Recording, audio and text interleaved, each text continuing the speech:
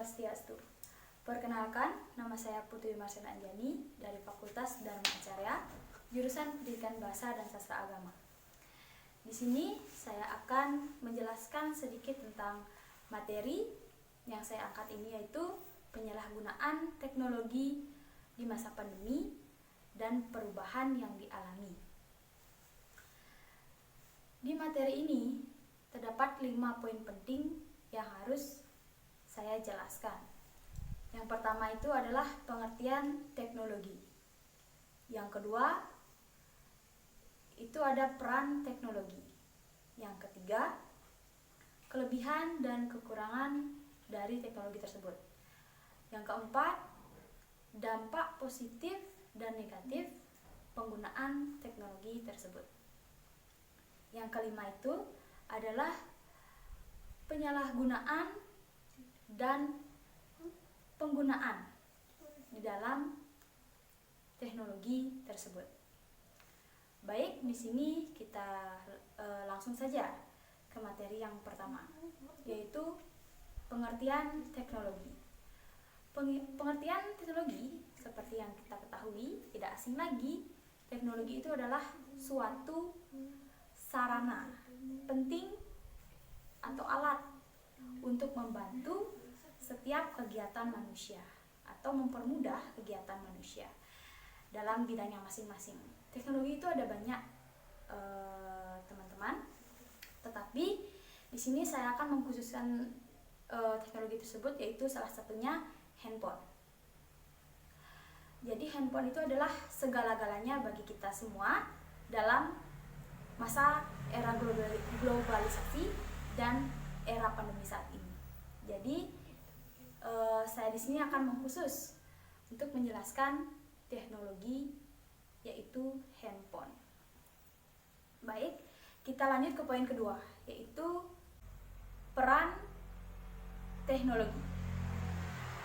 Seperti yang kita ketahui, peran teknologi itu sangat penting bagi kita dan bagi semua orang untuk melancarkan suatu kegiatan. Dan bagi kita sebagai seorang siswa ataupun mahasiswa, peran teknologi itu sangat berguna sekali bagi kita untuk proses belajar mengajar. Dari kita mencari materi, mengetahui jawabannya, mengetahui informasi dari dosen ataupun media-media lain terkait dengan pendidikan. Nah, dari itu kita pada masa-masa ini harus menghindari tatap muka serta berkomunikasi dengan banyak orang. Maka dari itu terciptalah aplikasi Zoom, di mana aplikasi ini terdapat di setiap handphone atau laptop masing-masing siswa atau mahasiswa untuk mempermudah kita dalam mengikuti proses belajar mengajar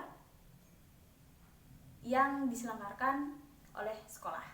Biasanya sistem Zoom ini mempertemukan kita, teman-teman beserta guru atau dosen untuk memulai satu pelajaran dan berpresentasi ataupun diskusi dan menghasilkan suatu perubahan. Ya, di mana perubahan ini tidak lepas dari keinginan kita, yaitu selalu tetap bisa belajar meskipun di masa pandemi ini. Artinya tidak menghilangkan fungsi atau manfaat belajar dengan jarak jauh ataupun belajar dari rumah. Kita lanjut ke materi 3, yaitu kelebihan dan kekurangan teknologi tersebut. Seperti yang kita ketahui, sangat lumrah sekali kelebihan teknologi itu adalah kita dapat mengetahui, yang pertama, mengetahui segala informasi yang kita tidak ketahui pada umumnya menjadi tahu tanpa kita harus ke sana untuk mengecek, tapi kita bisa ngecek dalam genggaman kita sendiri. Yang kedua, kelebihannya itu adalah mempersingkat waktu atau mempercepat waktu untuk mengakses pengiriman, maupun itu pengiriman barang, pengiriman tugas, ataupun pengiriman segala macam. Itu yang menyebabkan teknologi itu sangat berguna sekali bagi kita. Tetapi meskipun itu adalah suatu kelebihan, di dalam kelebihan pasti ada kekurangan. Yaitu kekurangan teknologi tersebut adalah mengubah konsep diri kita dari peduli menjadi tidak peduli dengan keadaan karena terlalu keasikan terhadap dunia maya atau media massa saat ini. Jadi kita tidak ingin tahu menahu bagaimana mereka melakukan sesuatu ataukah melakukan kegiatan yang kreatif. Artinya kita tidak pernah bisa memikirkan hal-hal yang sekreatif itu, melainkan kita terfokus pada satu media saja, seperti membuka situs yang tidak berguna, seperti video-video yang tidak baik ataupun tidak bagus ya untuk kita, dan info-info yang tidak berguna bagi kita. Jadi di suatu kelebihan teknologi tersebut juga ada kekurangannya. Jadi kita harus dapat memilah dan mengetahui bagaimana kelebihan dan kekurangan yang akan terjadi. Baik, materi yang keempat itu adalah dampak positif negatif dari teknologi tersebut. Jadi dampak positif dari teknologi seperti handphone itu adalah selain mengetahui informasi, mengetahui keadaan, kita juga bisa mengadakan rapat dengan cara mengklik satu aplikasi dan memperlihatkan semua banyak orang, dan dapat di sana itu dapat berdiskusi bersama rekan-rekan dan menyelesaikan suatu masalah. Selain itu juga kita dapat mempergunakan media ini untuk proses jual beli barang. Artinya tidak usah kita langsung ke tokonya, kita bisa mencari informasi di dalam media tersebut, mengetahui bagaimana barang-barang itu sampai ke kualitas, harga, bentuk barang, warna, dan segala macam dari genggaman kita sendiri, yaitu handphone. Jadi banyak sekali ya dampak positif dari teknologi tersebut. Tapi kembali lagi kepada kita, bagaimana kita menghadapi dan mengatasi perubahan-perubahan yang pesat seperti itu. Selain ada positifnya, juga ada ya dampak negatif dari handphone tersebut. Seperti kita mahasiswa, dampak negatifnya itu adalah malas belajar. Dimana kemalas belajaran kita itu muncul dengan adanya teknologi zaman sekarang, dan dimana teknologi ini bisa membuat kita bodoh seketika karena lupa untuk belajar, untuk mengakses info-info penting. Malahan kita mengakses video-video atau info-info yang tidak berguna bagi kita dan membuat suatu ulah di media sosial itu. Artinya kita tidak menggunakan media sosial itu dengan baik, melainkan kita menggunakan yang ke hal buruk, seperti masalah-masalah yang tidak diinginkan, misalnya unsur sara atau unsur sindiran ya di media atau aplikasi tersebut gitu. Jadi kita harus memperkuat kita, gimana caranya kita bisa membagi apa sebenarnya kalau kita menjalankan dampak positif, apa yang akan terjadi, jika negatif apa yang akan berulah gitu. Seperti itu. Jadi kita harus cerdas ya, atau harus berpikir lebih jernih bagaimana kita menghadapi perubahan-perubahan tersebut. Materi terakhir itu ada penyalahgunaan dan penggunaan teknologi di dalam masyarakat. Penyalahgunaan teknologi di masyarakat itu sangat kelihatan sekali, khususnya di dalam masyarakat ya.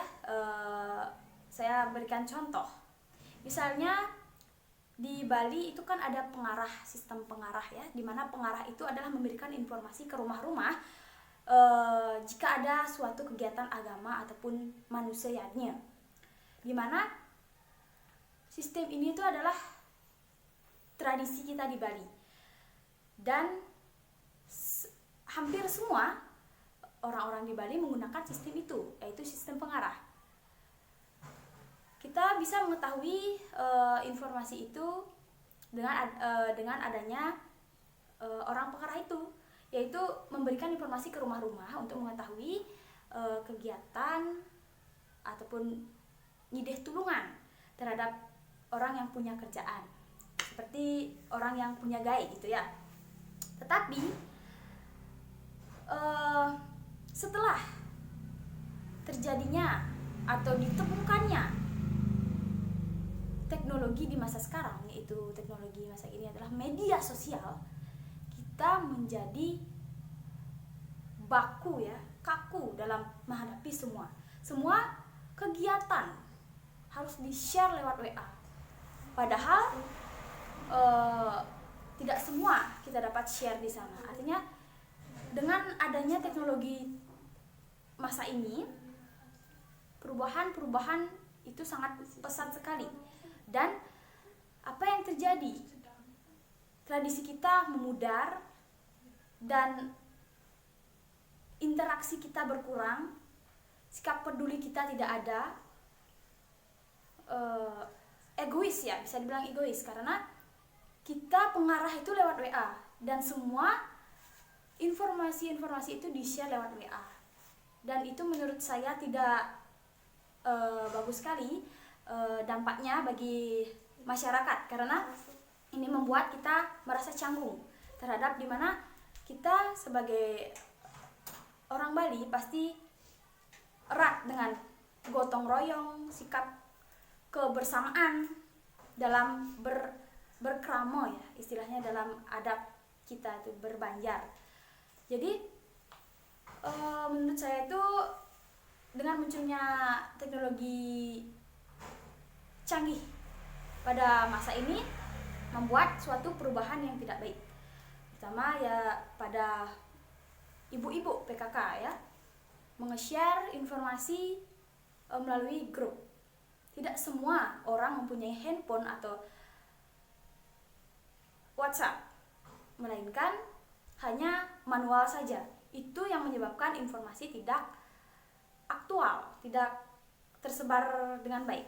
Jadi di sini kita harus pintar-pintar ya, bagaimana cara kita mengintrospeksi diri kita, di mana teknologi itu digunakan dengan baik, di mana teknologi itu tidak bisa digunakan secara keseluruhan.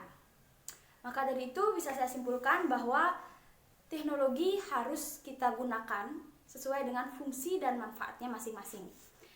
Dengan kita menggunakannya dengan baik dan beralur, maka teknologi itu akan berguna dan sangat berguna sekali bagi kita jika kita menggunakannya dengan baik. Lain lagi kita menggunakan teknologi itu dengan cara yang tidak benar atau salah.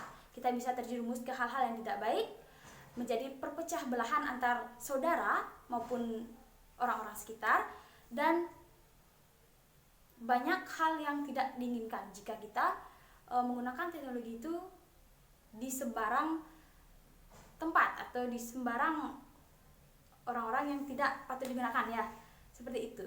Jadi dari materi yang saya sampaikan sekarang, hanya itu yang dapat saya sampaikan. Jika ada kekurangan maupun salah kata, saya mohon maaf dengan sebesar-besarnya.